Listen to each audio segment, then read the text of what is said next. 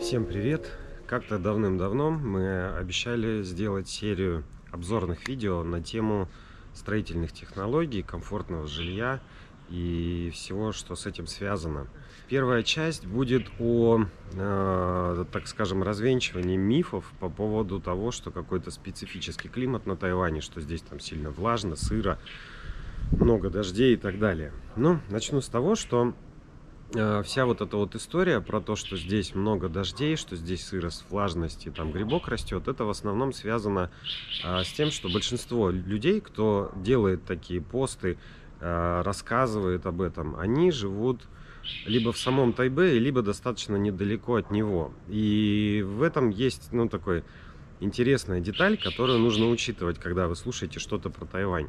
Эти два региона, вот Тайбэй сам и рядом прилежащие регионы, они намного более влажные, так скажем, зимой. И это как раз накладывает отпечаток на то, что происходит в этих местностях. В других регионах Тайваня, например, в Тайчжоне, где мы живем, или в Гаусюне, ну, такие вот я центральные большие города называю, на самом деле их больше местностей, где на самом деле погода далеко не такая. Вот сейчас зима, да, январь, можно наблюдать, что на небе облаков нет. Я уверен, что сегодня же в Тайбэе наверняка идет дождь, потому что, ну, какие-то облачка есть, значит, там точно все небо затянуто, серое, на 5 градусов холоднее и дождь.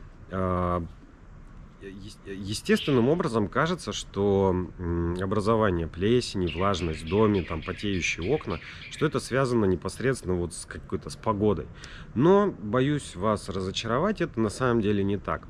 Суть проблемы заключается, корень, ее источник заключается в том, что жилье, которое здесь построено, начиная от каких-то деревенских домиков и заканчивая элитными пятизвездочными отелями, они просто построены без учета этой особенности климата, так скажем. Причем он как бы не особенно там чем-то отличается от какого-то климата, я не знаю, например, в Питере, да, или в Лондоне, скажем. Но люди, живущие как-то вот в северных регионах, склонны больше учитывать особенности местных вот климатических вещей, таких, ну, влияние климата на комфортность проживания, и делают там, я не знаю, ну, такие вещи, как отопление, утепление и так далее. Здесь на это все просто откровенно забили и не делают ничего.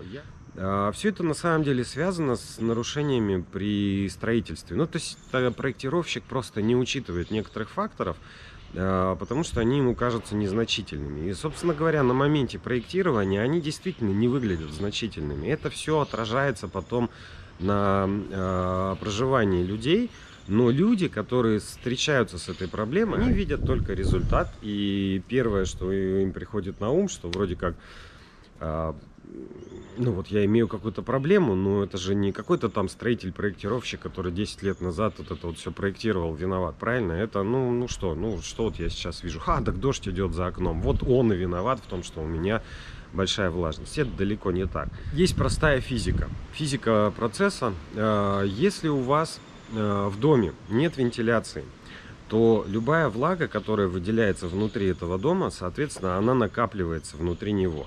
И, казалось бы, это такой незначительный процесс. На самом деле это не так. Каждый человек, проживающий в любом помещении, выделяет в день в атмосферу до 10 литров воды. Я имею в виду, это не то, что там кто-то ходит в туалет или еще как-то. Нет, мы дышим, выдыхаем влажный воздух. Но это как бы не очень значительная его часть. Мы кипятим чайник, мы варим еду, и из нее естественным образом выделяется куча воды. Причем вот там как раз этот процесс уже существенный. Даже когда человек просто идет в душ, вот при этом испаряется очень большое количество влаги. И на самом деле я как-то опыт имел, пытался высушить дом после строительства и ставил специально осушитель. Вот осушитель за несколько дней собрал около 500 литров воды в доме. То есть представить, да, дом, один этаж дома, вот из одного этажа в нем накопилось 500 литров воды. Это огромный, на самом деле, казалось бы, вот объем воды, который может накапливаться в каком-то помещении и приводить к вот возрастанию влажности воздуха. Он на самом деле удаляется довольно-таки легко, просто нужно иметь вентиляцию. Я сейчас говорю не про дырку в стене, которую делают здесь, и очень часто можно увидеть в России. Это не вытяжка, которая естественным образом типа должна что-то вытягивать. Это принудительные системы приточно-вытяжной вентиляции с фильтрацией, с влагоотделением, если это нужно, вот конкретно для тайваньского региона. Соответственно, ну, это просто просчет. Люди не сделали какую-то систему. Это как, знаете, удивляться, что у вас открываешь кран, вода не бежит, потому что, ну, дефицит воды на острове. Да нет, это потому что ты просто забыл трубы сделать и насос поставить, который тебе будет эту воду закачивать в кран. Примерно то же самое здесь с вентиляцией. Ее просто нет, соответственно, влага накапливается. Единственный способ от нее избавиться в России это работает так. Я открою форточку и проветрию. Здесь форточки зимой никто не открывает. Во-первых, первое, их нет. Это обычно сдвижные окна, а не отдельная маленькая створочка. Окна закрыты максимально плотно, и вот он результат. Если это же самое делают в России, закрывают, ставят пластиковые окна абсолютно герметичные, не делают приточку, не делают вытяжку, ну точнее, даже если вытяжка есть, приточки нет, то вытяжка перестает работать, соответственно, влага скапливается, и все это начинает выпадать на стенах, то есть дальше влажный воздух находит место конденсации, где-то, где холодное место, где он будет конденсироваться, и в том месте начинает расти грибок. Это работает везде, это работает в России, это работает в США, это работает, ну, в любой стране мира. И, собственно, Тайвань в этом смысле ничем абсолютно не отличается. Как избавиться от этого? Второй вариант, если у вас нет вентиляции. Да? Здесь достаточно, так скажем, решение этой проблемы на самом деле достаточно того, что окна сдвижные, они просто не плотные. То есть дырок вообще на самом деле хватает. Но конвекции воздуха не возникает, потому что температура дома становится очень быстро, потому что дом, опять же, ни у кого не утеплен, соответственно, средняя температура внутри помещения становится очень быстро средней температуре, равна средней температуре на улице. Если ночью сейчас вот в Тайчжоне где-то порядка 6 градусов в плюсе, в этом вот сегодня было ночью, а днем в районе, может быть, ну там 15 в пике, то средняя температура где-то в районе 10 градусов. Вот достаточно быстро в доме без дополнительных усилий устанавливается средняя температура 10 градусов, и разница температуры уличной и внутренней не позволяет воздуху создать конвекционный поток через вот эти вот неплотности в окнах. Можно решить эту проблему достаточно просто. Вы просто ставите систему обогрева внутри дома. В любом ее варианте. Пусть это инфракрасный или как у нас вот сейчас кондиционер. У нас на втором, на третьем этаже порядка 22-25 градусов. Никакой проблемы влажности в этом смысле нету. Потому что если на улице воздух в среднем 10 градусов, и даже если идет дождь и стопроцентная влажность, этот воздух, попадающий в щели в дверях, заходит внутрь, нагревается до 25 градусов. И если я правильно помню таблицу относительной влажности, то при таком нагреве на 15 градусов воздух, ну, всяко должен потерять порядка 50%. То есть если здесь 100% влажности, воздух зашел в дом, он нагрелся, он стал 50. 50% влажности это невысокая, это абсолютно нормальная, идеальная, я бы даже сказал, влажность для жития человека. При этом она не способствует развитию каких-то микробов, бактерий, вирусов и, соответственно, грибов, роста грибов на каких-то стенах, вещах и так далее. Ничего не портится, ничего не стареет, все прекрасно.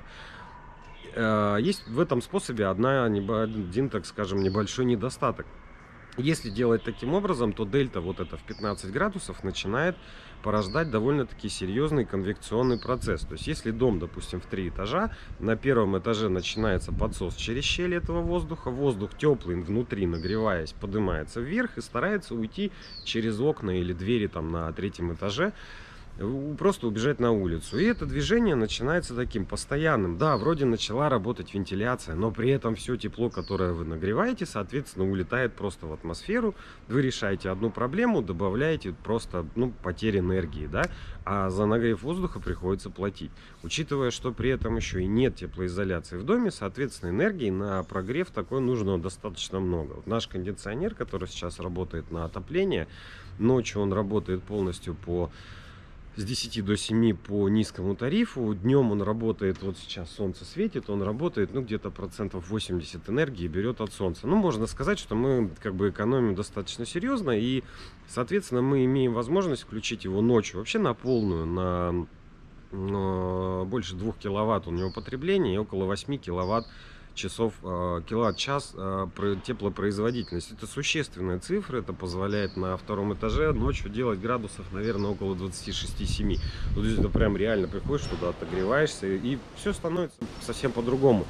Жизнь становилась намного комфортнее в этом году, мы счастливы и довольны тем, что мы установили эту систему. Всем, ну, в общем-то, и советуем делать, ну, примерно так же. Отсюда исходя, получается так, что если вы хотите уж вообще кардинально решить эту проблему, то нужно просто делать отопление. Нужно делать утепление дома, нужно делать окна, двери герметичными, а этот конвекционный процесс делать управляемым за счет того, что должна стоять внутренняя, в доме должна быть система приточной вытяжной вентиляции. И это вот становится очень похоже на там немецкий стандарт энергоэффективности здания. Также, в принципе, делают в России, да, если кто хочет сделать реально энергоэффективный дом и получить комфорт внутри. Ну, то есть Тайвань в этом смысле не отличается абсолютно ничем от северных стран. Если вы хотите получить такой же уровень комфорта здесь, ну, нужно делать просто то же самое. Здесь, к сожалению, никто не видит в этом смысла. И у меня, естественно, возникает большое желание принести сюда какое-то представление. Я понимаю, что этот процесс не очень легкий.